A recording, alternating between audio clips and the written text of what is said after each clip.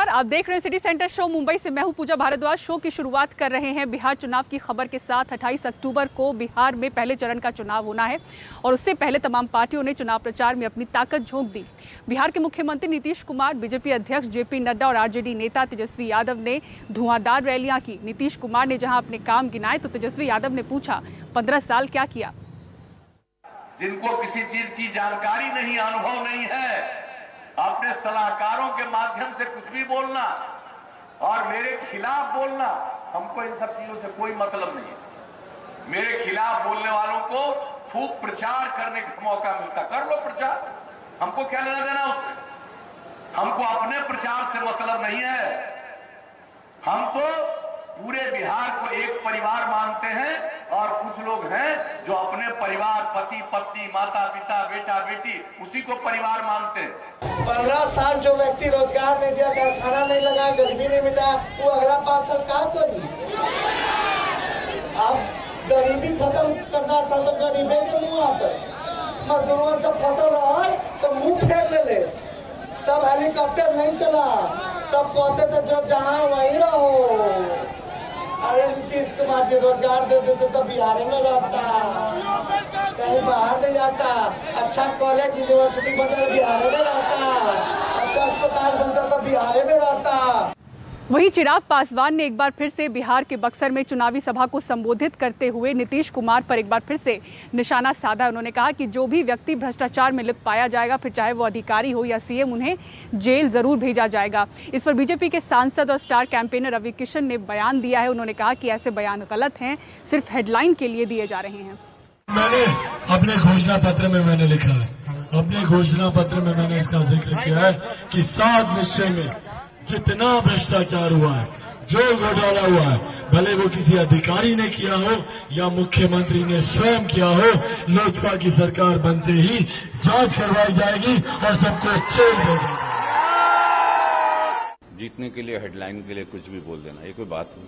किस बारे में, किस लिए जेल जाएंगे? क्या किया? एक दाग नहीं उनके ऊपर, 15 साल में एक कलंक नहीं, कुछ नहीं बनाया उन्होंने अपने लिए, इसलिए जेल जाएंगे। ईमानदारी की नेतागिरी करें, ईमानदारी के मुख्यमंत्री रहें तो जेल जाएंगे। ये कौन सी भाषा हुई? बिहार को पहले जानो ना, खाली बोल देना चुनाव जीतने के लिए कुछ हो। ऐसे मुख्यमंत्री के बारे में ऐसा आरोप गलत बात है, उनको माफी मांगनी चाहिए। और दिल्ली में प्रदूषण लगातार बढ़ता जा रहा है। पराली जलाने को इसकी वजह के तौर पर देखा जा रहा है, पर क्या इसके अलावा भी कुछ और कारण है जिसकी वजह से प्रदूषण फैल रहा है? सुकृति द्विवेदी की इस रिपोर्ट में देखिए।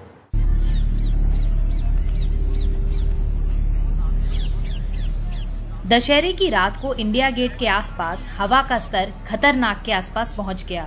PM 2.5 का स्तर 300 माइक्रोग्राम्स पर क्यूबिक मीटर के आसपास पहुंच गया, सुरक्षित स्तर से कई गुना ज्यादा। पराली जलाने से जुड़ी इन तस्वीरों पर भी लोगों का फोकस बना हुआ है, लेकिन ये मूल वजह नहीं है। पंजाब, जहां से पराली जलाने की सबसे ज्यादा शिकायतें मिलती हैं, वहां हवा का स्तर सामान्य है, जबकि दिल्ली में बहुत खराब से खतरनाक के बीच है। दिल्ली में PM 2.5 बढ़ाने में सबसे ज्यादा योगदान गाड़ियों का है, 18% से 40% के बीच। सड़कों की धूल PM 10 बढ़ाने में सबसे आगे है, 36% से 66% के बीच। प्रदूषण के और स्रोतों में से एक गाजीपुर लैंडफिल के पास एनर्जी प्लांट का एमिशन भी है। इससे कई तरह की बीमारियों का खतरा है। इससे बहुत ज्यादा दिक्कत है, सांस की भी दिक्कत है, लोगों को कैंसरों की भी दिक्कत हो रही है। हर आदमी को ज्यादा कर मतलब 80-85% लोगों को यहाँ दिक्कत है इस चीज की। रात को हमारी गाड़ी खड़ी रहती है, यहाँ पर जितनी भी गाड़ी खड़ी है, सुबह इतनी धूल होती है, इस पर काली काली। दिल्ली सरकार ने बड़े पैमाने पर रेड लाइट ऑन गाड़ी ऑफ अभियान शुरू किया है, लेकिन 1000 इलेक्ट्रिक बसों को लाने का काम अभी पूरा होना है। We need 4000 more buses. तो जिसने पिछले साल खरीदी थी BS4 व्हीकल, वो अगले साल थोड़ी ना छोड़ने वाला है, right? All of this is gonna take time. Delhi सरकार ने अब प्रदूषण के खिलाफ जंग छेड़ दी है। वॉर रूम में 24 घंटे सभी हॉटस्पॉट्स के प्रदूषण के स्तर पर नजर रखी जाती है। दूसरे सेक्शन में पर्यावरण से जुड़े नियमों को तोड़ने की शिकायतों पर निगरानी का हिसाब रखा जाता है। सितंबर के महीने में डस्ट पोल्यूशन दिल्ली का वही था जो आज है, और पराली का पोल्यूशन मिल करके एयर क्वालिटी को खराब कर देता है। लगभग 1500 नई बसें आई हैं और आगे 1500 बसें आने जा रही हैं। 1400 इंडस्ट्री को हमने PNG पे शिफ्ट कर लिया है। दिल्ली के लोग ऐसी दूषित हवा में सांस ले रहे हैं जो WHO के सुरक्षा मानकों से 12 गुना बदतर है और दिल्ली के बढ़ते कोविड केसेस स्थिति को और भी ज्यादा चिंताजनक बना रहे हैं। नई दिल्ली में कैमरा पर्सन अशोक महाले के साथ सुकीर्ति द्विवेदी, NDTV इंडिया के लिए। इधर उत्तर प्रदेश के फिरोजाबाद में एक पिता ने FIR करवाई है कि 3 लड़कों ने छेड़खानी का विरोध करने पर उनकी 16 साल की बेटी को गोली मार दी। तीनों लड़कों पर हत्या का केस दर्ज किया गया, लेकिन जब जांच हुई तो पता चला कि लड़की की दोस्ती इन तीनों लड़कों से थी। फोन पर बात होती थी, जिससे लड़की के पिता नाराज थे और नाराजगी में बेटी का खून कर दिया। अब पुलिस इन तीनों लड़कों पर जो मामले दर्ज हुए हैं उसे वापस लेगी।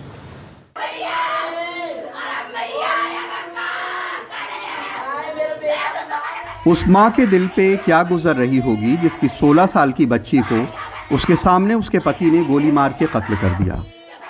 अब कत्ल के जुर्म में पति भी जेल चला गया। पति के गुस्से ने उसकी दुनिया उजाड़ दी। बेटी भी चली गई और पति भी। 23-24 तारीख की देर रात बेटी की हत्या के बाद पिता ने इसे छेड़खानी का मामला बताया था। लड़की मेरे 12th में पढ़ती है, हाँ, कलावती कॉलेज में पढ़ती है। रास्ते में आ रही थी वो, इसने अपशब्द बोला, उसके बाद उसने उसको जवाब दिया ताबड़तोड़। उसके बाद घर आने के बाद उन लोगों ने आगे चढ़ाई। अगर इनकी गोली मारी थी, आप लोग कहाँ थे? सब लोग हम लोग छत पे थे सर। पुलिस फौरन एक्शन में आ गई। छेड़खानी के विरोध में हत्या की खबर से उसकी काफी थू-थू हुई।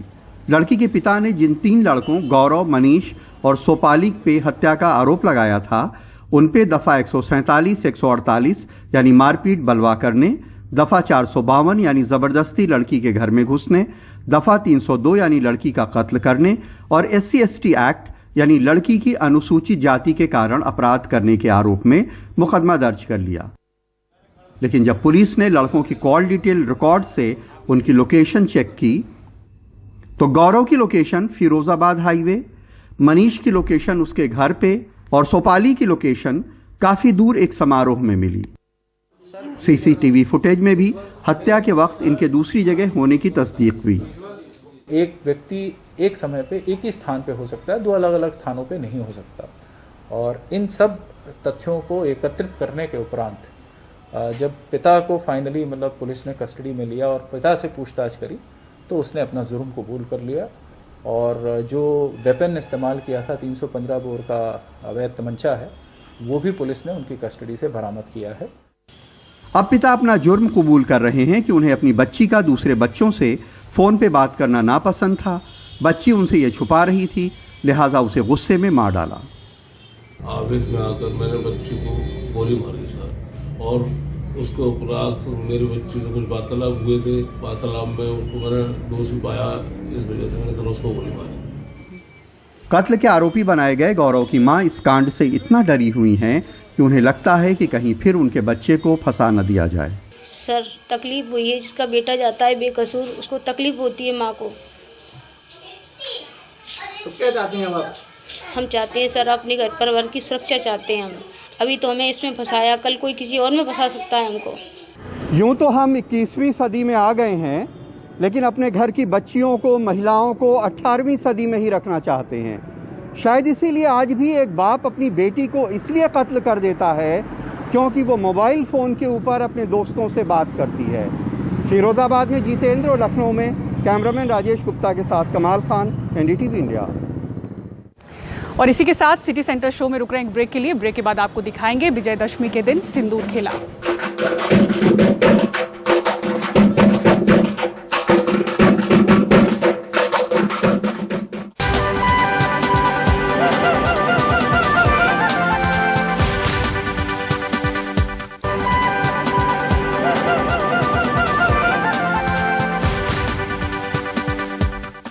सुशांत सिंह राजपूत मौत मामले से जुड़े ड्रग्स मामले की जांच कर रही एनसीबी ने अभी भी ड्रग्स के खिलाफ अपना अभियान जारी कर रखा है और इसी क्रम में नशे के सौदागरों के 2 मॉड्यूल का खुलासा करते हुए 7 आरोपियों की गिरफ्तारी हुई है, जिनमें एक टीवी अभिनेत्री भी शामिल है।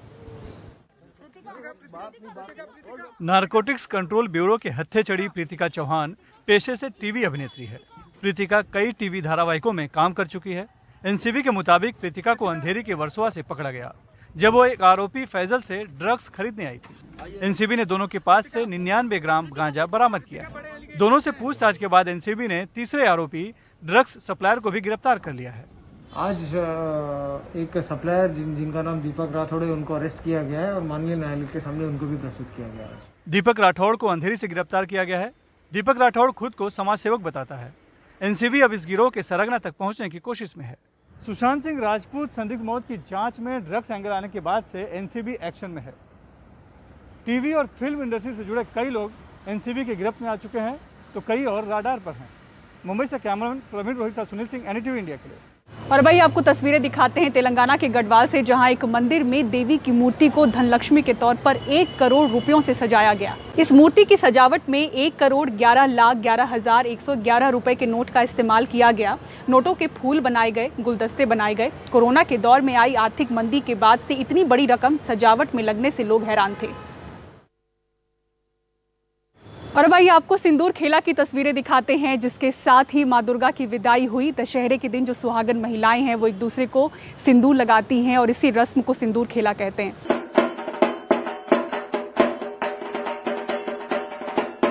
कोलकाता की तस्वीरें हैं। कोरोना के बीच लोगों ने सोशल डिस्टेंसिंग का भी ध्यान रखा। महिलाओं ने मास्क लगाकर सिंदूर खेला की रस्म पूरी की।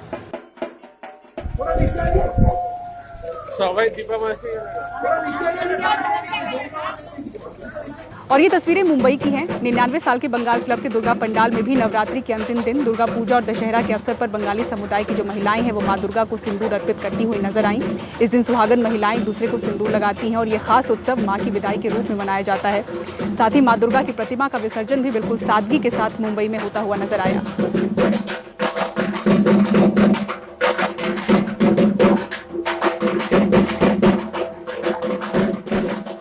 और इसी के साथ सिटी सेंटर शो में फिलहाल मेरे साथ इतना ही, लेकिन खबरों के लिए देखते रहें एनडीटीवी इंडिया। नमस्कार।